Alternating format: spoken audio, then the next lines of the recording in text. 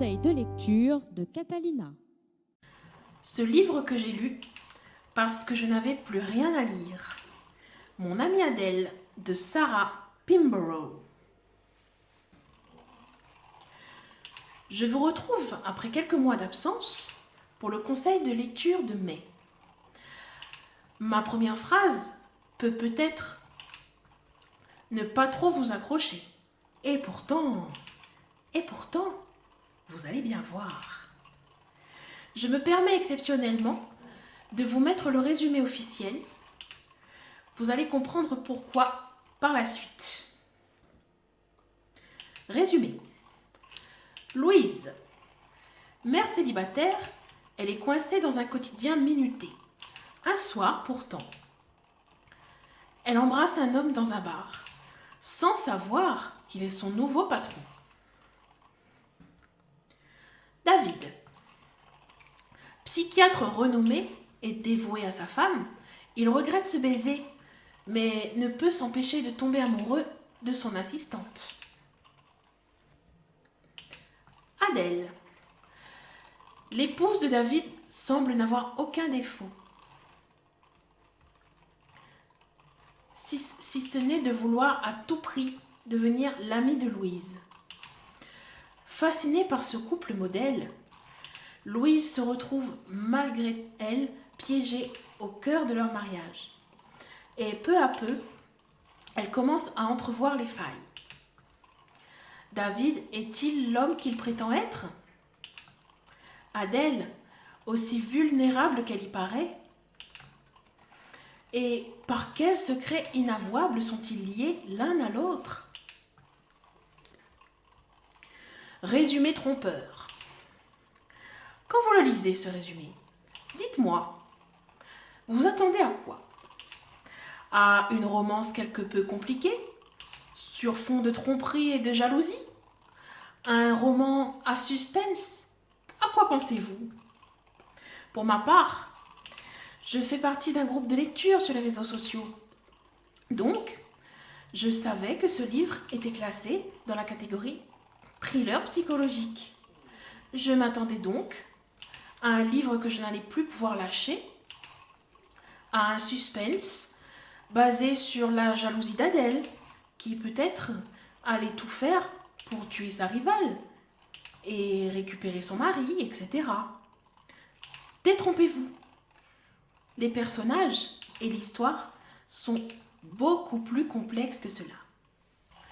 Au début, nous faisons donc la connaissance de Louise, une mère célibataire qui élève son fils Adam, de 6 ans, et se partage entre lui et son travail de secrétaire médicale au sein d'un cabinet psychiatrique. Elle a une vie monotone, n'a pas eu de chance en amour et sort d'un divorce difficile. Elle n'a qu'une seule amie, Sophie. Celle-ci est mariée, mais c'est une femme volage. Et Louise s'est donné un objectif, ne surtout pas lui ressembler. Elle sort de temps en temps, lorsque son fils reste à la garde de son ex-mari. Et un soir, alors qu'elle a un peu trop bu, elle rencontre un homme, s'en rapproche et classique, ils s'embrassent. Quelques jours plus tard, elle découvrira que cet homme est le nouvel associé du cabinet psychiatrique où elle travaille. Lorsqu'il emmène son épouse pour la présenter à son associé, Louise voit l'image d'une femme modèle, parfaite, sans aucun défaut, ni physique, ni psychologique. Un peu d'envie se fait sentir. Adèle, elle ne sait faire qu'une chose dans la vie, aimer son mari. Du moins, c'est ce qu'elle nous laisse croire. Elle paraît parfaite, mais néanmoins fragile, isolée et sans véritable but dans l'existence. Elle s'est mise dans la tête de devenir la nouvelle amie de la secrétaire de son mari. Petit à petit, elles vont se rapprocher Adèle va vouloir transformer Louise, l'emmener à la salle de gym, à tout prix la faire maigrir, la faire se sentir bien dans sa peau, arrêter de fumer, arrêter de boire, bref, devenir comme elle. Louise, forcément, entre facilement dans le jeu, puisqu'elle voit Adèle comme un modèle à suivre. Et puis, Louise est malgré elle amoureuse de David, son patron et le mari d'Adèle accessoirement. David, c'est un brillant psychiatre, mais il a travaillé dur pour le devenir, ce qui me l'a tout de suite rendu sympathique. Son seul défaut, il boit trop. Et lorsqu'il se saoule, il se réfugie chez Louise, et c'est en quelque sorte son seul moyen d'entretenir son aventure avec elle. Au fur et à mesure qu'avance le livre, Louise et Adèle se rapprochent. Louise devient obsédée par Adèle et David, mais devine des failles dans leur mariage. Pourquoi Adèle n'a-t-elle pas le droit de sortir? Pourquoi n'a-t-elle qu'un misérable téléphone portable qui date? Et pourquoi David l'appelle-t-il à heure fixe 3 fois par jour? Et puis, qu'est-ce que c'est que cet œil au beurre noir qu'Adèle prétend s'être causé seule? Et puis, il y a ce cahier. Ce cahier qu'Adèle a donné à Louise pour, soi-disant, l'aider à lutter contre ses mauvais rêves et ses angoisses nocturnes. Point commun qui les rapproche plus encore. Mais où va donc nous mener cette histoire?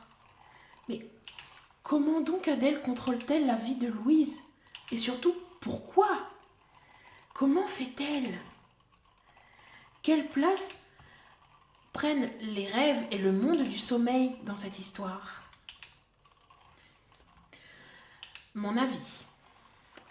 Le livre que j'ai lu parce que je n'avais plus rien à lire. Le titre de ce petit article va vous paraître surprenant. Pourtant, c'est la stricte vérité. Ce livre, j'avais déjà commencé à le lire l'année dernière, mais je n'étais pas arrivée à entrer dans l'histoire, car l'un des personnages, hors de question que je vous dise lequel, sinon je vous dévoile tout, m'avait profondément dérangée. Mais un matin, après avoir fini mon livre précédent très tard la veille au soir, je fouille dans ma bibliothèque virtuelle pour savoir à quel personnage je vais bien pouvoir aller rendre visite. Et là, oh panique, oh rage, oh désespoir, il n'y a plus rien à lire. Pas de livre acheté en avance. Et soyons raisonnables, ce n'est pas le moment de s'acheter un livre. Oui, mais comment vais-je survivre? Puis, un petit balayage plus tard, dans cette fameuse bibliothèque, et là, mon téléphone m'annonce fièrement « Mon amie Adèle, de Sarah Pimborough, 10% lu. » Mais pourquoi ne le reprendrais-je pas? En plus, j'ai lu sur les réseaux sociaux qu'une série avait été adaptée du livre. Ça pourrait être intéressant de lire le livre, puis sympathique de regarder la série avec Clara après, non? Si, c'est décidé. Le soir même, je décide donc de tout reprendre depuis le début. Après avoir passé le cap des 86 premières pages, auxquelles je m'en étais tenue la première fois, impossible de la lâcher. La problématique du sommeil et des rêves, à laquelle je suis très sensible parce que j'en avais peur pendant mon enfance, m'a beaucoup touchée et tout de suite accrochée.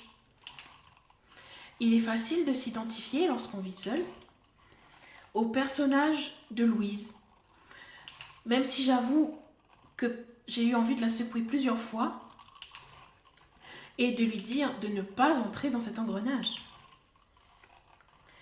Cependant, tout comme elle, j'étais intriguée par les personnages d'Adèle et de David, et par leur mariage, la relation qui les liait. Est-elle ou non toxique? Pourquoi ce mariage, alors que dans la vie d'Adèle, un autre homme est apparu? Pourquoi David a-t-il autant d'emprise sur elle? Mais que s'est-il donc passé le soir de la mort des parents d'Adèle? Adèle semble savoir des secrets. Comment peut-elle savoir tout ça? C'est vous dire. Toutes ces questions me baladaient même la nuit quand je ne dormais pas.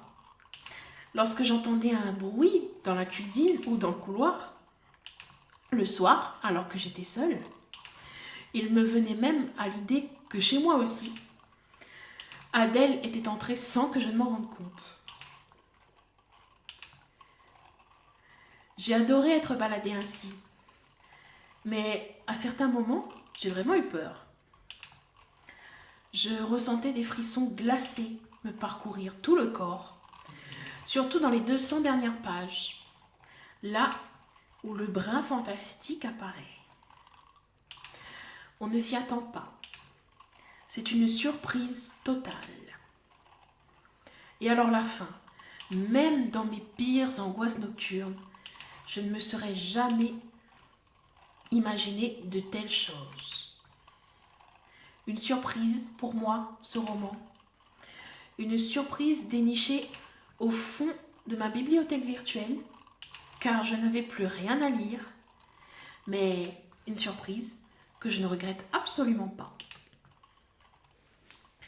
Je conseille ce livre aux amateurs de suspense psychologique, à ceux qui aiment être tournés, roulés, baladés dans un livre et finalement se faire surprendre par de grands frissons.